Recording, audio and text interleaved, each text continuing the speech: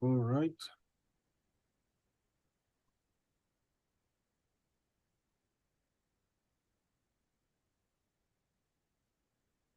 Here we go. Reload. Share screen.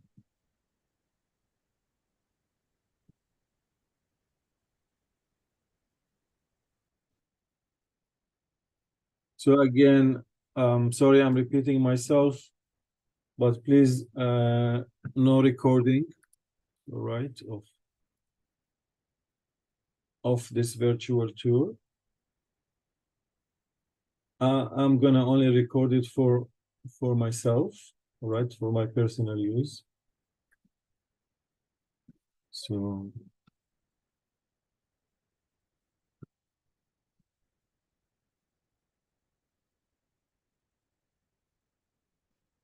okay.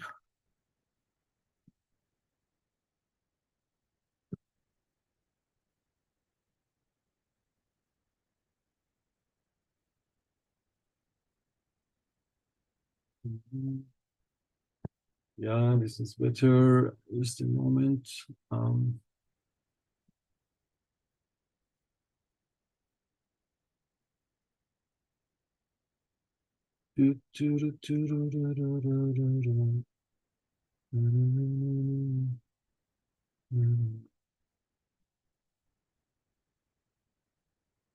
Okay,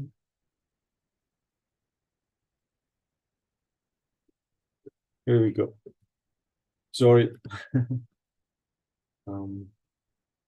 So if you remember, we stopped, or again, I will repeat again.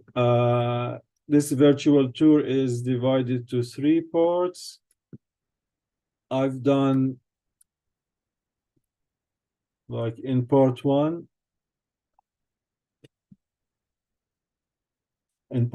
I've done the Western Galilee and the Lebanese borders. This area here, all this area here. Today, I'm gonna concentrate more on the Galilee Panhandle. Actually, this is very interesting because this is where the Lebanese border gonna get closer to the Syrian borders, and this area was taken by Israel. So still, it's the most complicated area here, and I'm gonna talk mainly about some communities who live here as well, and they are caught in the trouble, and why this is a hot spot. All right, why this is really until today. There's a lot of fighting in this area that I'll talk about.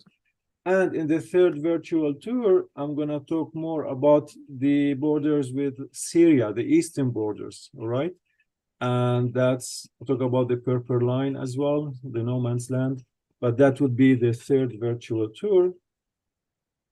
But I'm going to start where we finished. Remember, we finished at Mount Hermon, all right? The summit of Mount Hermon. Hermon, it's, as I said, 9,000 feet above the sea level here. And this is the highest point. This is in Syria, by the way, okay, Mount Hermon. And it is the natural borders between these borders, between the 3 countries. Lebanon to the west, as I said, Syria to the east, and we have Israel to the south. And the southern slopes of Mount Hermon extend all the way down to the Golan Heights, all the way down to the Golan Heights, all the way down here. This is the area of the Golan Heights. So Israel controls almost only 10% of Mount Hermon. And there is a ski resort that is located on the mountain. So we're going to peak to that area. This is an elevation of almost 7,000 feet, all right, in this area here.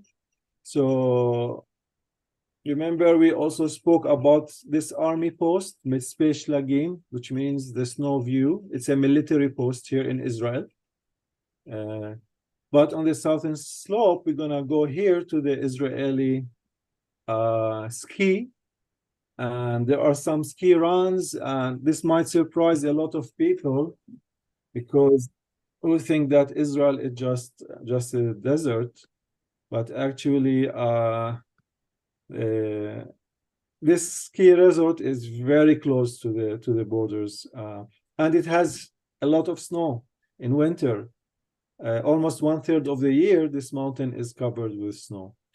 Because of its significant height as well, Mount Hermon captures a great deal of precipitation compared with the surrounding areas. So I would like to start part 2 with the virtual tour of the northern borders by inviting to go together to this ski resort.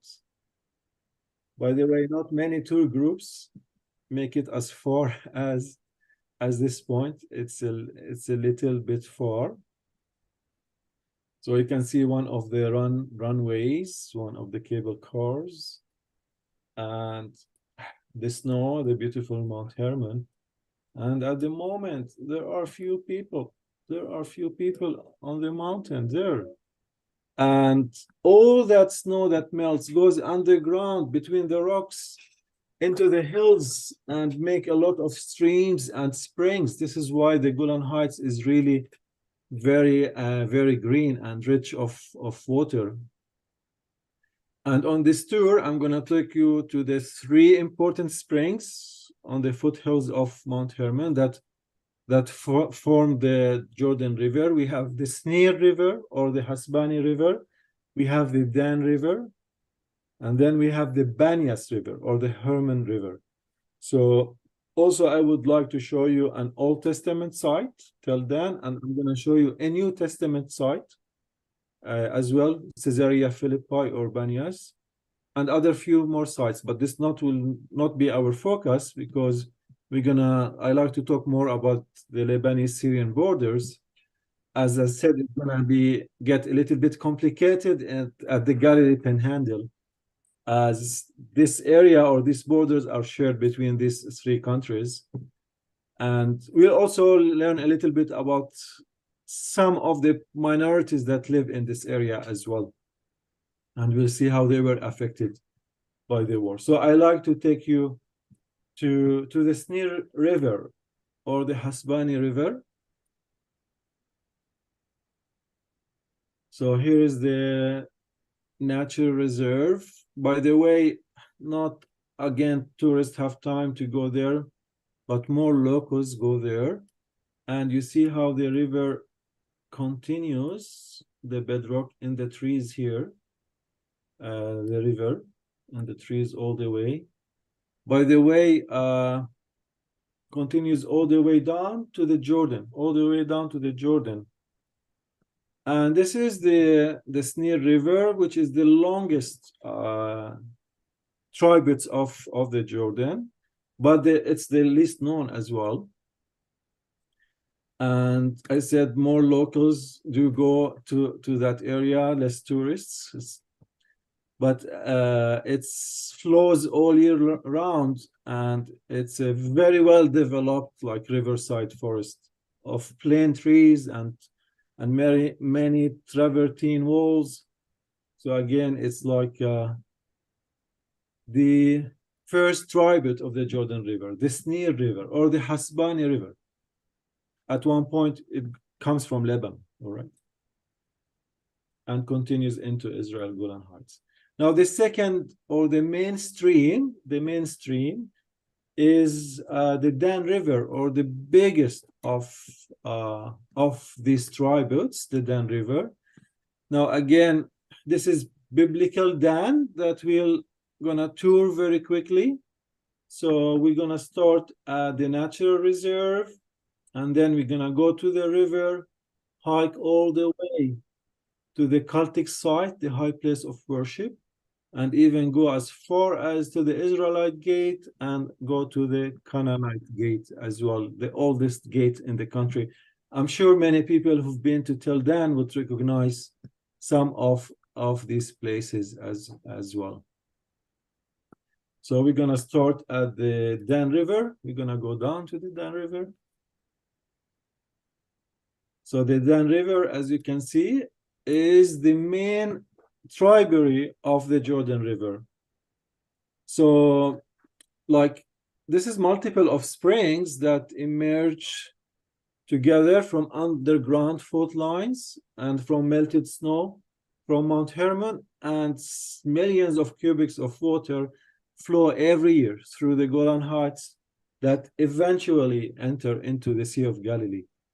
So it joins, this river joins the Hasbani River and the Hermon River and the Banias River at one point in the Hula Valley and form the Jordan River together that ends into the Sea of Galilee.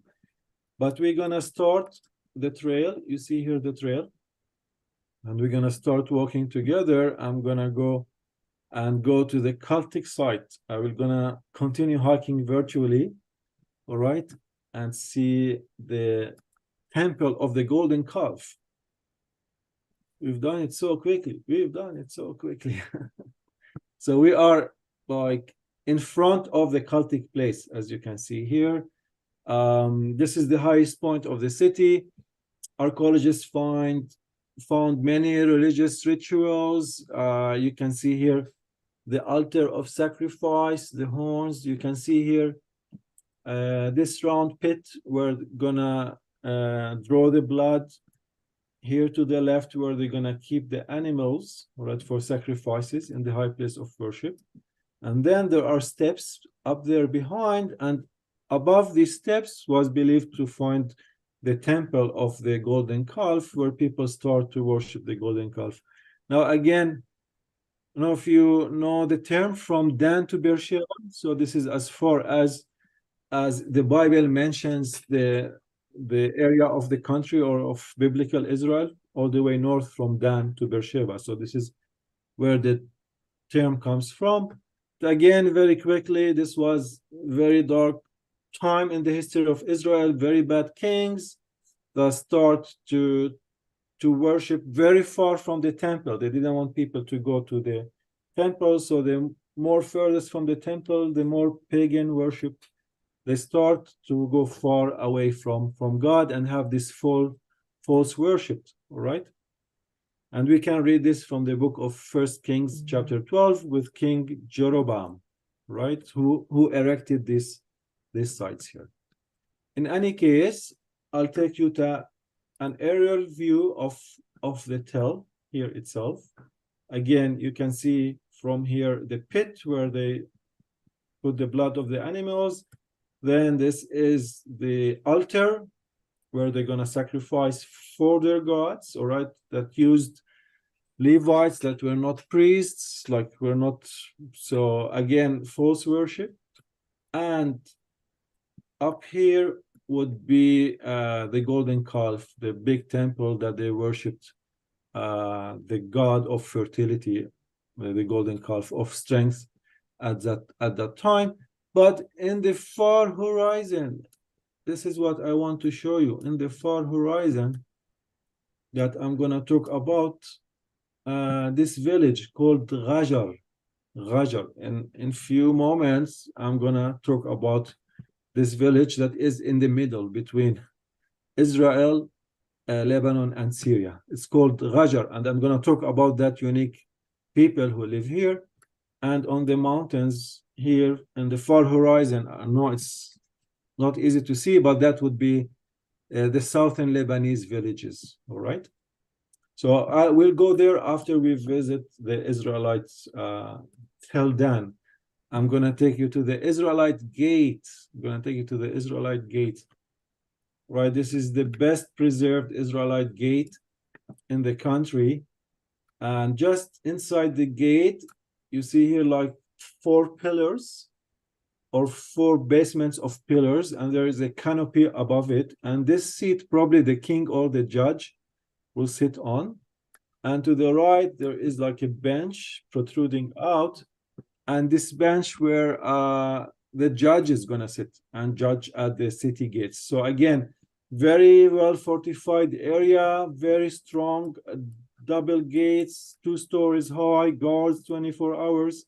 But in this area here, in this courtyard, there is something very interesting that was found here before, from the Assyrian invasion, actually, when they invaded the northern kingdom in 8th century BCE, and Dan which means judge, was the first city to be destroyed. There was an inscription that was found here. It's called Tel Dan inscription that was found in the 1990s. I'm going to show it to you in a moment. I'm reloading.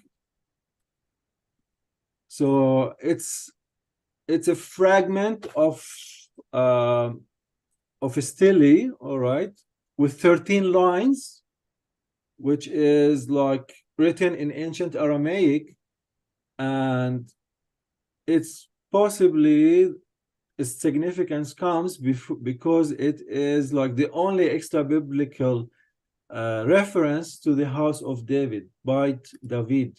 So in these 13 lines, they found the mentions that they overcame or the house of David. So this was like the only biblical text which mentions the house of David by name found outside the Bible, right? It's called Tel Dan inscription.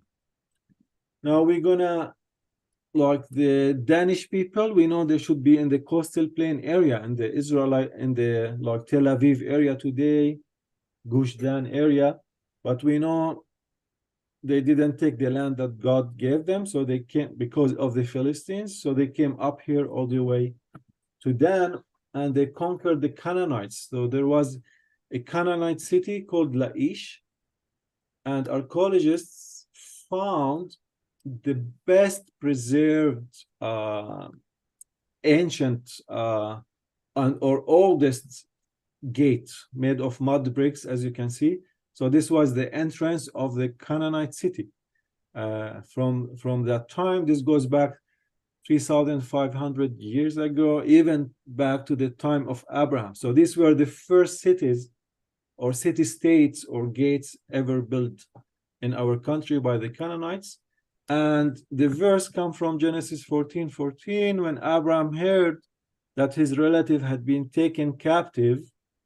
So he called out the 318 trained men born in his household and went in pursuit as far as Dan. All right. So this is from Genesis 14:14.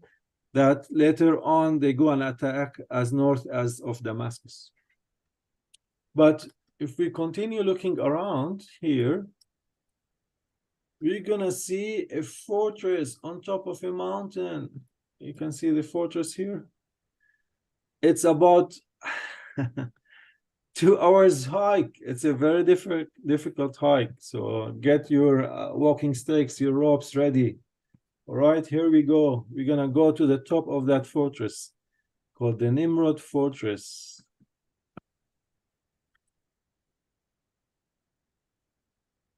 Right, you've done well. You hiked all the way to the fortress, to the Nimrod Fortress. I'll talk very quickly about this fortress. As you can see, we finally made it on top. It was worth the hike. It's a big fortress and called Nimrod Fortress in Hebrew, named after the first biblical hunter, Nimrod, but it absolutely has nothing to do with the fortress of whatsoever. It's actually from the 1200s that built by the Muslims, by the Mamluks, against the Crusaders. People often thought it's a Crusader fortress, but now we know it's mainly a Muslim fortress. But it's very important because it dominates the area, as you can see. And it has like below its ramparts, like this like beautiful castle, Mamluk castle. If you heard about the famous Sultan Baybars, so he makes it like his personal castle, and like in a way the Mamluks can control the area from here. So a very important castle guarding this important road. And maybe I should give the fortress its Arabic name, right? It's because the Jewish name has nothing to do with the fortress. So it's called in Arabic the castle on the cliff. This is how it is named in Arabic. A more accurate name than Nimrod Fortress.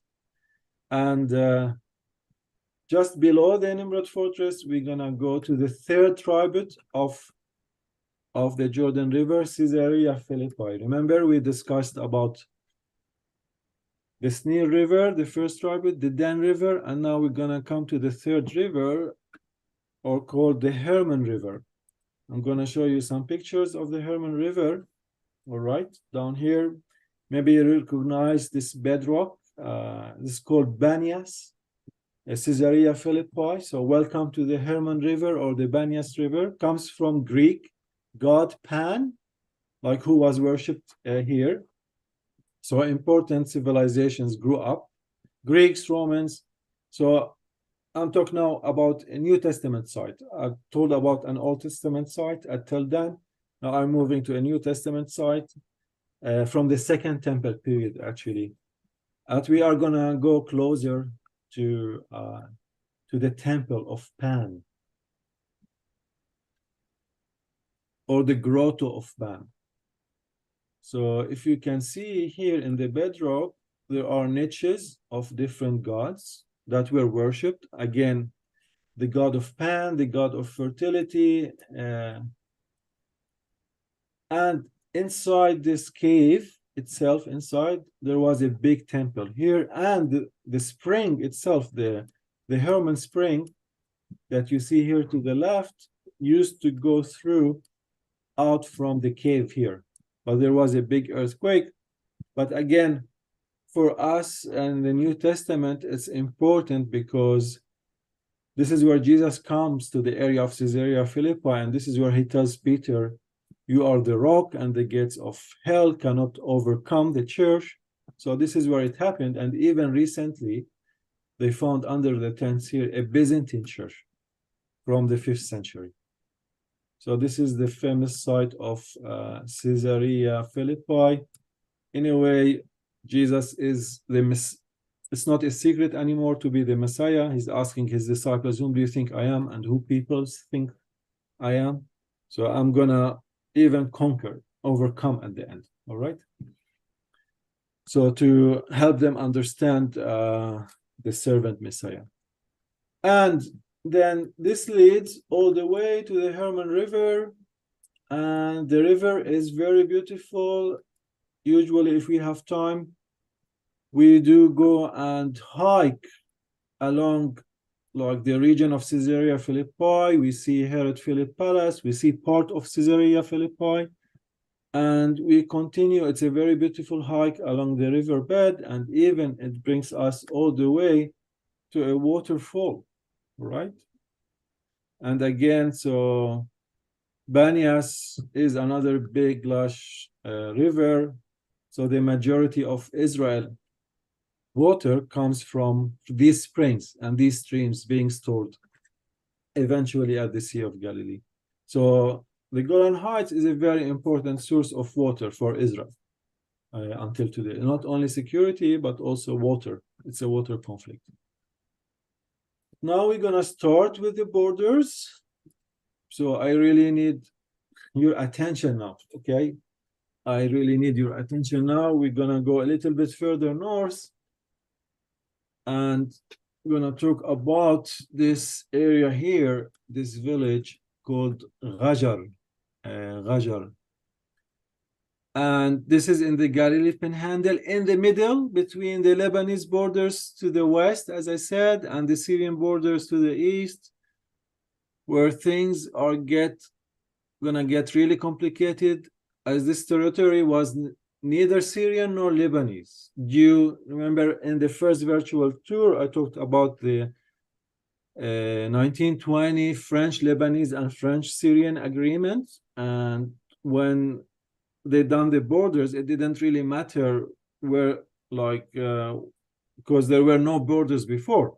So they didn't finalize, is this Lebanon or Syria? But yet the village grew more and more and ended up on both sides of the disputed line. You see here the blue line. Again, this was democrated by the UN, if you were in the virtual tour, and the first one in 2000, as a borderline between Israel, Lebanon, and Syria. And of course, Israel ended controlling both sides of the line when Israel invaded Lebanon and as well Syria, the Golan Heights. So this village became under Israeli control. All of this village here.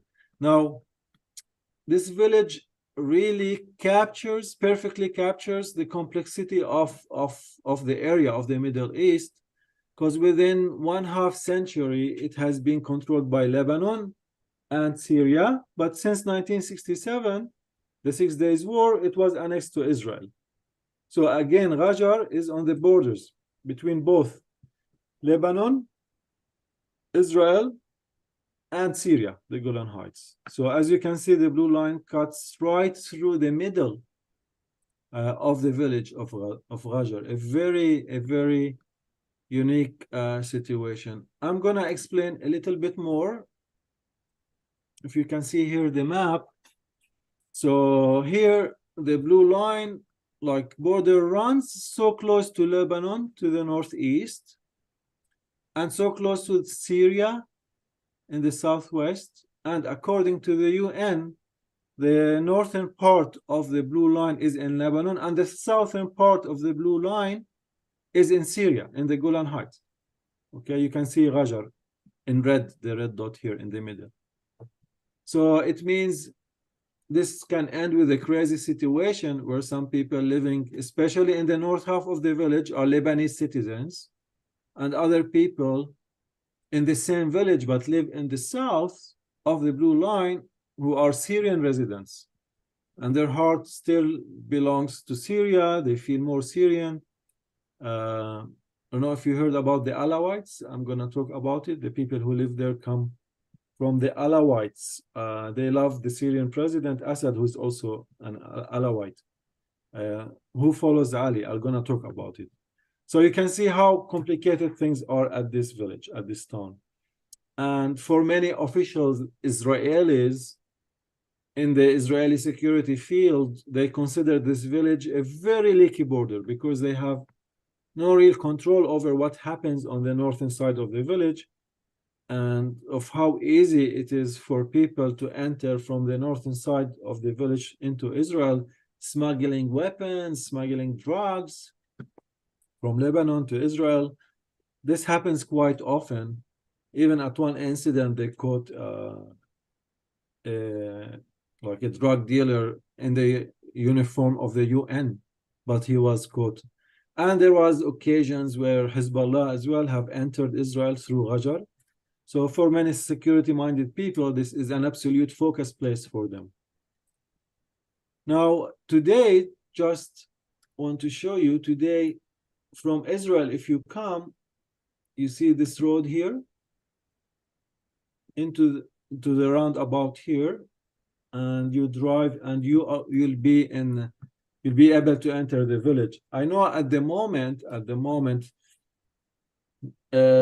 only the people who live there are allowed to go come in and back, but now it's closed because of the current situation.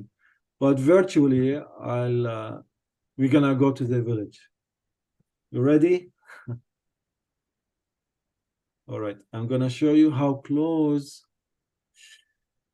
this village is to the borders. You see the houses here, and you see this yellow kind of patrolling road. That's where the Israeli vehicles go, because down here you can see secondary borders. You see here the barbed wires, but the Hasbani River is just below down here. So this is the natural borders between Lebanon, Syria, and Israel. So this riverbed that is down here.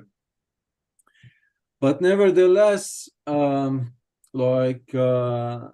people here, you know, they're normal people. I like to talk a little bit more about them. I'm going to take you to the center of their city. The center of their city. It's a very nice city. It's 3,000 people live here. But a super interesting group of people, the Alawites.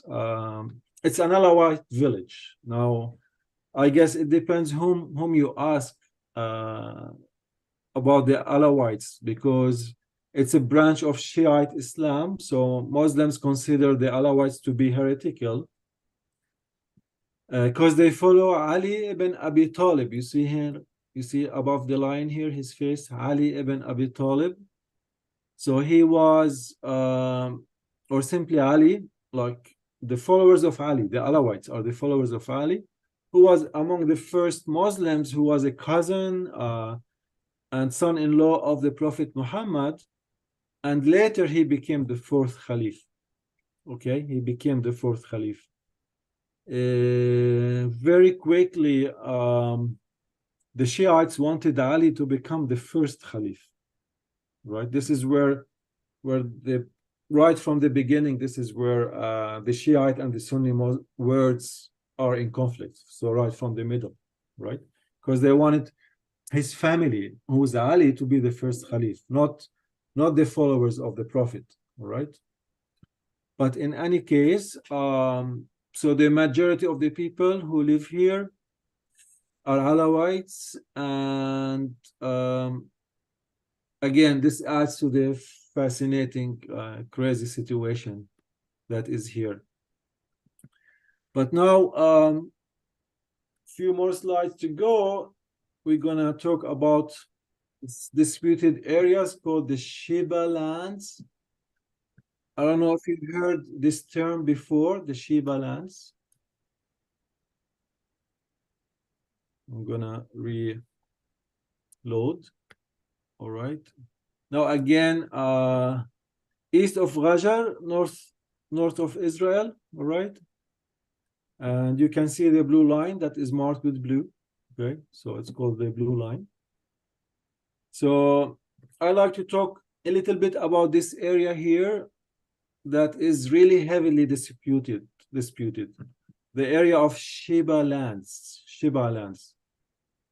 or Sheba farms, okay, which is the southeastern side of Broad Ridge here, all this area here from Mount Dov all the way, and named Sheba farms, which are 14 farms because of a town in Lebanon called Sheba.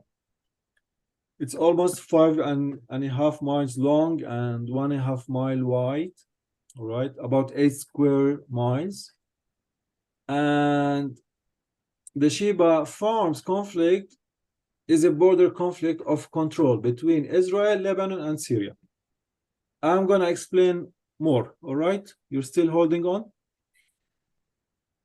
Good. You can see this piece of land which is marked in gray, all right? And this is what the Lebanese, Syrian, and Israelis all claims to be theirs, all right? So all this area is called the Sheba Farms, and it is internationally disputed piece of territory. Of course, all the Golan Heights is disputed internationally, but the questions here is really, is Israel occupying this land from Lebanon or from Syria, right? So I want to remind you the problem was started in 1920s when the borders between French Lebanon and French Syria was pretty roughly mapped out, and there were two different mandates and administrations, and they eventually became two independent countries. So things are still in gray in this area here. Of course, Lebanon claims it's for me, Syria claims it's for me, and Israel claims it's for me.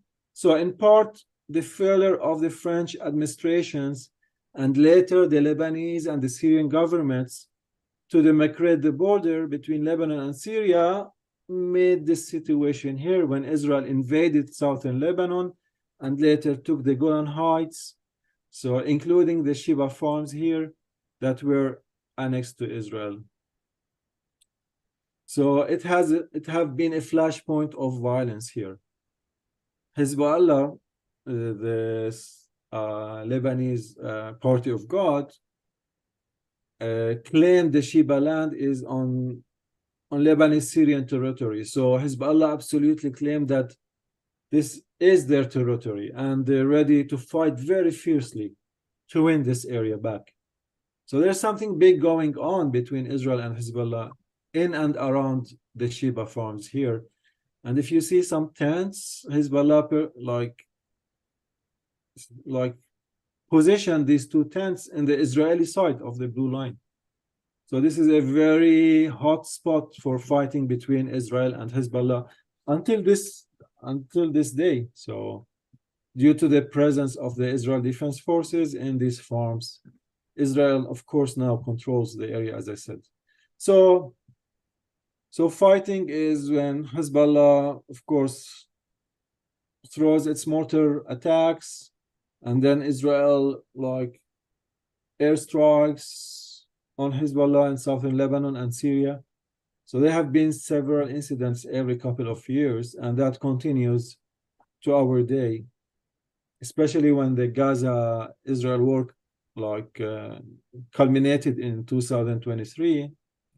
And definitely the recent rockets fired from Lebanon and Syria, of course, were carried out by Palestinian elements, but it was prepared and definitely used the infrastructure of Hezbollah knowledge. So an evidence increase of violence and operations, and the willingness to create more friction along these borders of the Sheba land here. So it's basically like unstable and tragic for the people who live there. Basically, in southern Lebanon, every third of a house is a Hezbollah base. Maybe this is too much information, but we're gonna almost finished. I'm almost finished. I'm gonna take you to the Mount Dov here. The picture show you Mount Dov. So again, it's named Mount Dov after an army official. His name is Dubi or Dov Roderick, who was killed here on this mountain. Yet it's a very beautiful area, and it's almost 5,000 feet high. So where the IDF established like an array of army bases, because this is the eyes and ears of Israel, and it has a strategic lookouts of both Lebanon and Syria. So its location is very important. So again, this is a very beautiful area, green mountains, water, abundance of water, amongst all of the sad fighting that is going on here. But I would like to end with a 2 minutes video and show you the beauty of the Golan Heights and the area of the Golan Heights, which has very spectacular landscape, right? Again, this is like the cowboy country, I can say, of Israel, the Golan Heights. Abundance of water. This is the almond trees that is the first to blossom, but again, it's the last to give fruits. Cows of Bashan, all right, the lazy cows of Bashan. The cowboy country of Israel, as I said. This is an old Maronite church, abandoned Maronite church. But on top is the Nimrod fortress. And again, green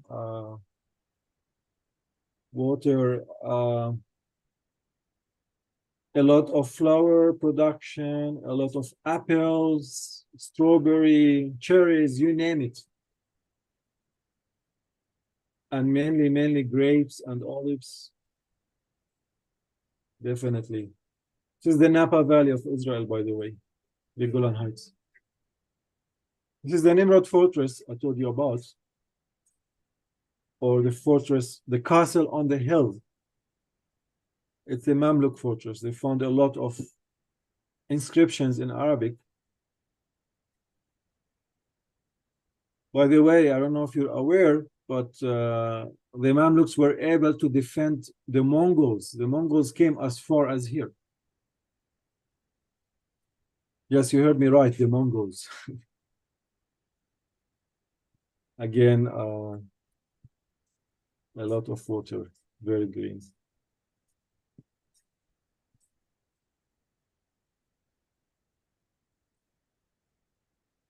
All right.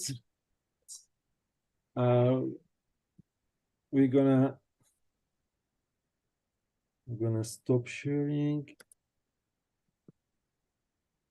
Thank you again for your time, everybody, for joining us, and I'm happy to continue for next week as well. And again, I hope one day we can have a solution for the so many years of conflict. But again, it's sad that this is the situation as it stands.